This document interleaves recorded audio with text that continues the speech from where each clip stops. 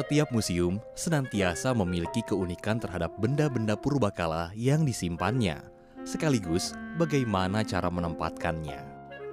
Dari berbagai museum yang ada, inilah satu-satunya museum di Indonesia yang menggunakan konsep outdoor atau meletakkan di alam terbuka yang diberi nama Museum Taman Prasasti.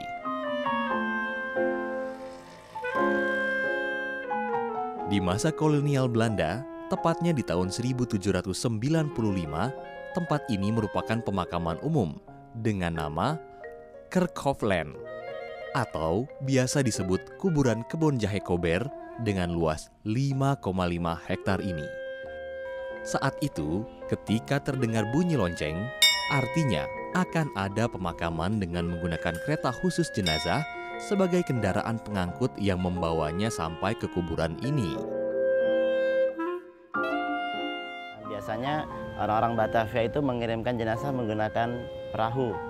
Perahu menyusuri Kali Krukut, setelah sampai di pinggiran sungai dijemput menggunakan kereta jenazah ini.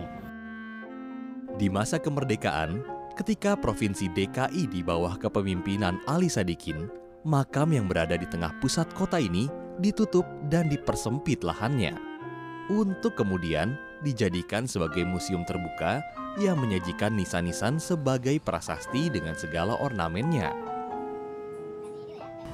Ada beberapa tokoh yang sempat dimakamkan di sini, yaitu yang pertama Dr. Hefrol, pendiri Stovia, terus istrinya Gubernur Raffles yaitu Olivia Mariamne Raffles, terus si pembelot Peter Aberfeld, terus si pembuat senjata yaitu J.J. Perje, dan Panglima Perang Belanda yang ditugaskan untuk mengalahkan Aceh yaitu Jenderal J.H.R. Kohler, serta para renovasi gereja katedral yaitu Adami Karole Claessens.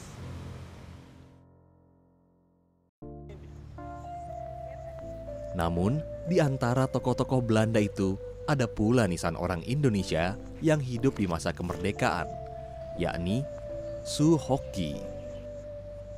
Tokoh demonstran yang meninggal karena kecelakaan di puncak Semeru sehari sebelum ulang tahunnya.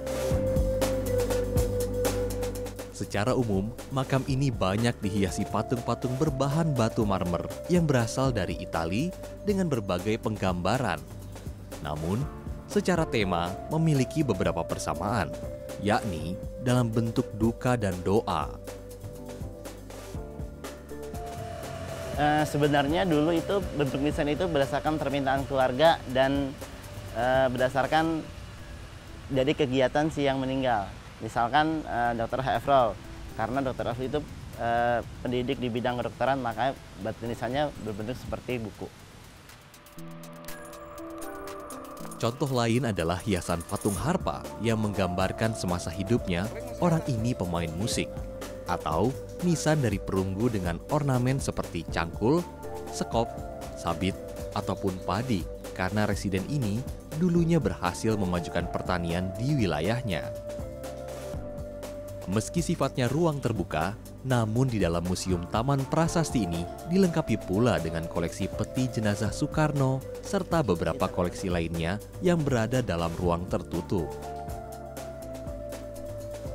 Di balik menyimpan warisan sejarah yang sangat berarti, sayangnya Museum Taman Prasasti ini kurang mendapat perawatan.